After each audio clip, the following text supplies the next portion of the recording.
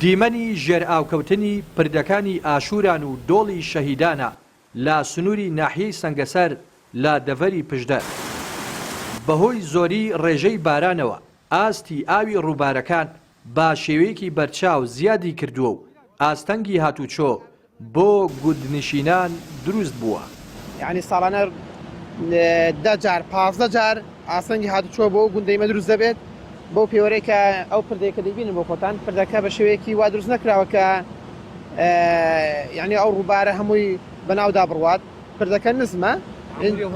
هەموو ئەوی ناکات بۆیە زۆربەی ساڵان ئەو قوتابی و خەڵکێکی شکار هەیە لە شاری و لە سەنگەسەریوانە چەند ڕۆژان جار هەیە ئەو پردەی دەگیرێ و ناتوانین هاتوێ بکەین یان دەبێت ڕێگایەکی زۆر دووتر بڕین بۆی کە بچینە شاری و ئەو قوتابیانەش کە لە شاری دەخوێنن ناتوانن بچنە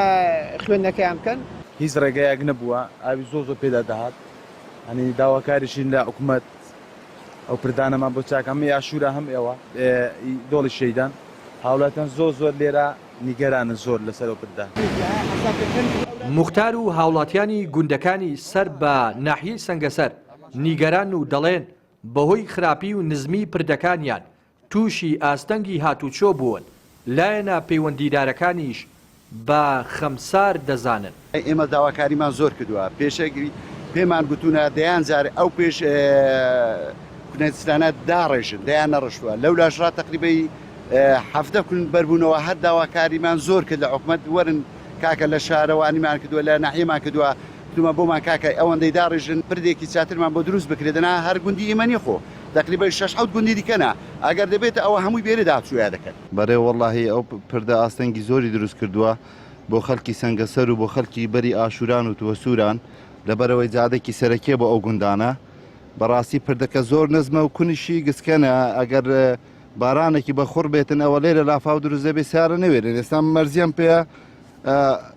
تەوەکەڵ عەڵە لا خۆم پێوەنا بەڵام باش بۆەوە دەرچۆم و پەڕیمەوە بەرەی. بەپێی ئامارەکانی بەڕێوەبەرایەتی کەژناسی ئیدارەی ڕاپەڕین ئەم ساڵ تاکو ئێستا لە سنوورەکە زیاتر لە 1000 ملیم باران باریوە لە کاتێکدا ساڵی پار تاکو ئەم وادەیە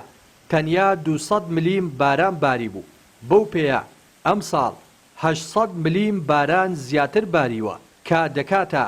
5 قاتی بارانی ساڵی ڕابردوو. بەهۆی زۆری ڕێژەی بارانبارینی ئەم ساڵ لە سنووری ئیدارەی ڕاپەڕین بەشێک لە گوندەکانی سنووری ناحیەی سەنگەسەری سەر بە قەزای پشدەر تووشی گرفتی هاتوچۆ بوون بە هۆکاری ئەوەی کە پردەکانیان ژێر ئاو کەوتووە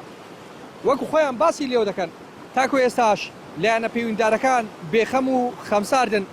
لەوەی کە پردی تازەیان بۆ دروست بکەن و کێشەکانیان بۆ چارەسەر بکەن. ڕێناس ئەرسەلان کەناڵی پەیام گوندەکانی سنووری ناحیەی سەنگەسەر.